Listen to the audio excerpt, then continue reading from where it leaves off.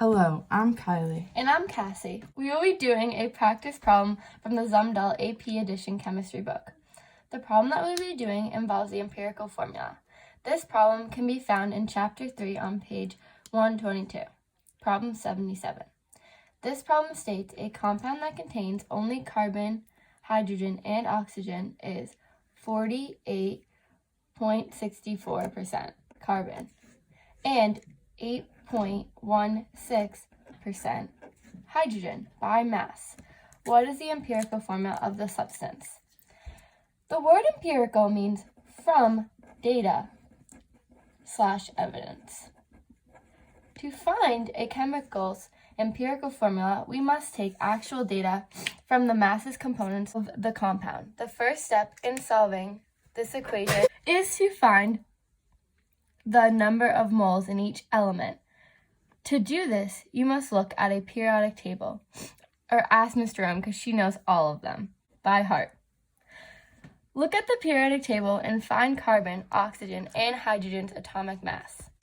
Doing this correctly, you should get carbon as 12.01, oxygen as 16.00, and hydrogen as 1.01.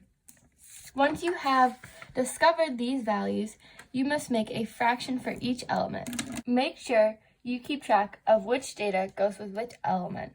In your fraction, you should place the percent by mass of the element in the numerator and the element's atomic mass in the denominator.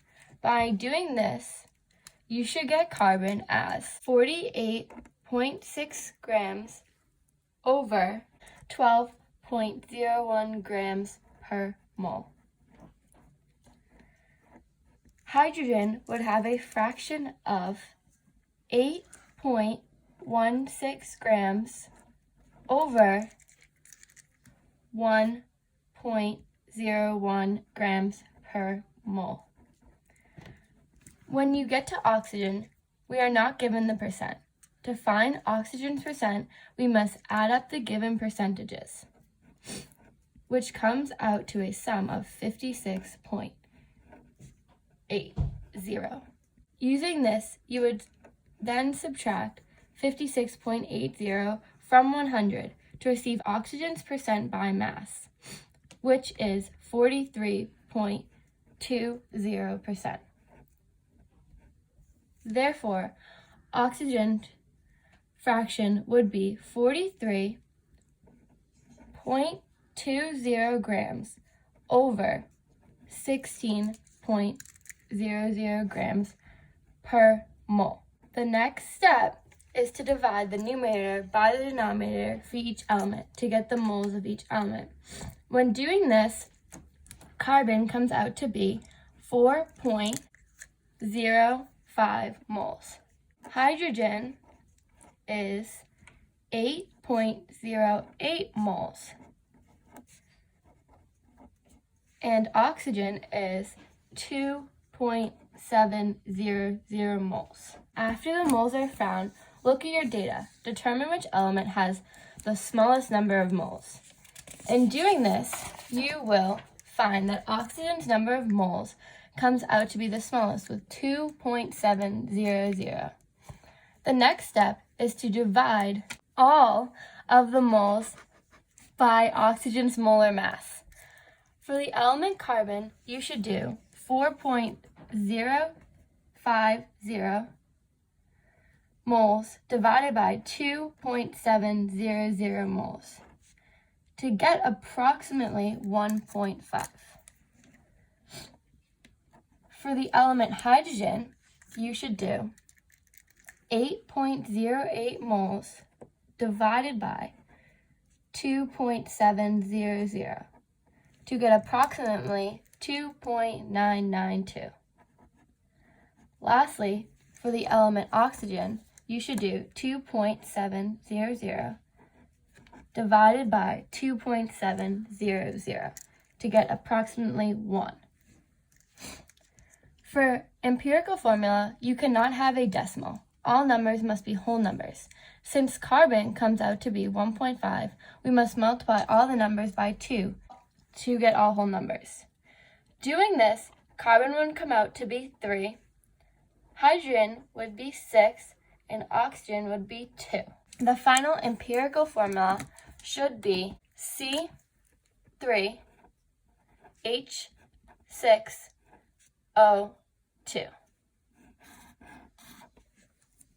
The next problem we will be doing involves kinetics.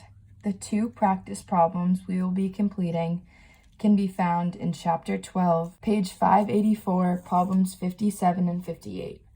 Question number 57 states, for the following reaction profile, indicate A, the positions of reactants and products, B, the activation energy, C, delta E for the reaction.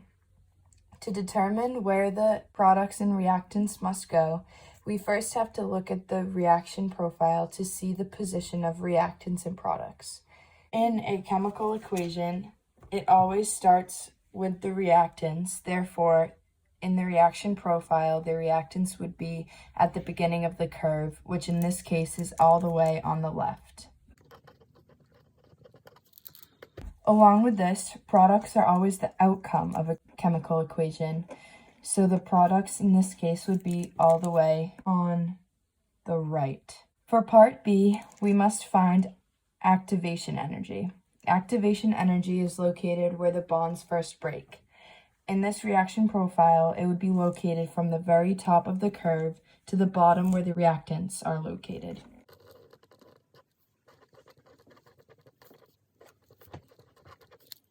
Part C asks to find delta E. This would be located in the space between the products and reactants. Now on to problem 58. This asks, draw a rough sketch of the energy profile for each of the following cases. A, delta E equals positive 10 kilojoules per mole, where the activation energy equals 25 kilojoules per mole. B, delta E equals negative 10 kilojoules per mole, where activation energy equals 50 kilojoules per mole. And C, delta E equals negative 50 kilojoules per mole, where activation energy equals 50 kilojoules per mole. The first step in part A is to determine if your graph is an endothermic or exothermic reaction. Endothermic is when energy is being taken in, and exothermic is when energy is being released. Part A is an endothermic reaction because the products have higher energy than the reactants. But referring back to problem 57, we know where delta E and activation energy are located. So when graphing this, we know that positive 10 is located where delta E is, and positive 25 is where activation energy is located. Due to delta E having less energy than activation energy, the end of the product line will be higher than the reactant line. Part B is going to be an exothermic reaction. We know this because it is going to lose energy. Like before, because we have prior knowledge, delta E and activation energy, we know where negative 10 and positive 50 will be located. The reactant line is going to be much higher due to delta E being a negative number. Part C is also exothermic. The activation energy is positive 50. This would indicate that from the reactant line, we must form a positive 50 slope. Then because delta E is negative 50, it must be negative 50 below the reactant line. The final problem is located in Chapter 6, page 281, problem number 107. This problem involves the topic of thermodynamics. This problem states, if a student performs an endothermic reaction in a calometer, how does the calculated value of delta H differ from the actual value? If the heat exchange within the calometer is not taken into account, an endothermic reaction refers to a reaction where energy as heat flows into the system.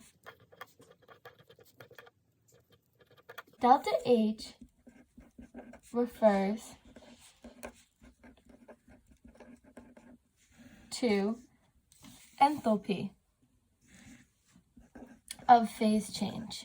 When the student performs this reaction in the calometer and they do not take into account that the calometer traps heat in, then the actual value found by the student will be much larger than the calculated formula.